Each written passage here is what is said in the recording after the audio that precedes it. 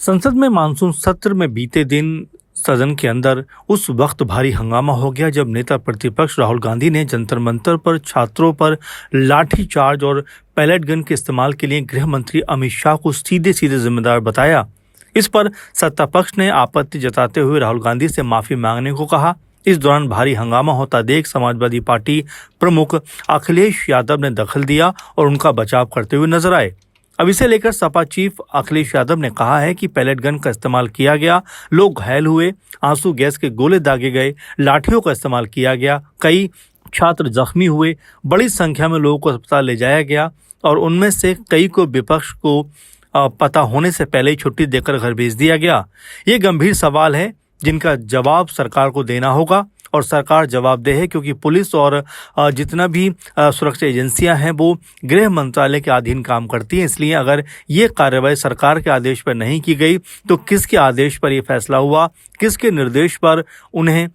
इस घटना को अंजाम देने के लिए बोला गया। आपको बता दें, लोक परीक्षा यानी अनुचित साधन निवारण संशोधन विधेयक 2026 पर लोकसभा में चर्चा के दौरान नेता विपक्ष राहुल गांधी ने आरोप लगाया कि बच्चों पर पैलेट चलाए गए, लाठीचार्ज किया गया। ये सब गृह मंत्री के आदेश पर हुआ। इसके बाद सत्ता पक्ष और विपक्ष में तीखी बहस शुरू हो गई। सत्ता पक्ष राहुल गांधी की माफी पर अड़ गया। इससे पहले भी सदन में विपक्ष ने गृह मंत्री अमित शाह और प्रधानमंत्री नरेंद्र मोदी की अनुपस्थिति को लेकर सवाल उठाए कि इतने महत्वपूर्ण विषय पर चर्चा हो रही है और दोनों ही सदन में नहीं है। राहुल गांधी ने भी कहा कि गृह मंत्री डरे हुए हैं, उनमें हिम्मत नहीं कि वो सदन में आकर जवाब दे पाए। चर्चा के दौरान पक्ष विपक्ष में जमकर नोकझोंक हुई और कई बार सदन की कार्यवाही को स्थगित भी करना पड़ा। फिलहाल संसद के दोनों सदनों में छात्रों पर हुए जिस तरह से हिंसक मामलों को लेकर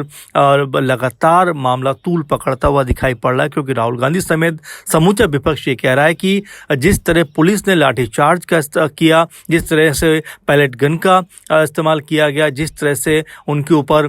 जिस तरह का एक्शन लिया गया, उसके लिए क्या गृह मंत्रालय जिम्मेदार नहीं है। और वहीं अब सत्ता पक्ष की तरफ से कहा जा रहा है कि राहुल गांधी बिना सबूत के तमाम बातों को कहते हुए दिखाई पड़ रहे हैं और इन सब के बीच अखिलेश यादव ने जिस तरीके से राहुल गांधी का बचाव किया है उससे कहीं ना कहीं ऐसा लगता है कि एक बार फिर दोनों का जो गठबंधन को लेकर तमाम अटकलबाजियां चल रही हैं कि क्या उत्तर प्रदेश चुनाव में दोनों अलग अलग राहें अपनाते हुए दिखाई पड़ेंगे, वो भी कहीं ना कहीं यहाँ पर जो तमाम अटकलबाजियां हैं वो उन पर विराम लग सकता है क्योंकि अखिलेश यादव ने खुलकर राहुल गांधी का समर्थन किया है और ये कहा है कि अगर ये सब आदेश गृह मंत्रालय की तरफ से नहीं दिए गए तो आखिर किसके आदेश पर छात्रों के साथ में इस तरह से हिंसा की गई, ये सरकार को बताना पड़ेगा। फिलहाल इस मामले को लेकर संसद में लगातार गतिरोध बना हुआ है और लगातार जो विपक्ष सत्ता पक्ष से ये मांग करता हुआ नजर आ रहा है कि उनको बताना पड़ेगा कि छात्रों के खिलाफ पुलिस की इस कार्रवाई को किसके आदेश पर किया गया।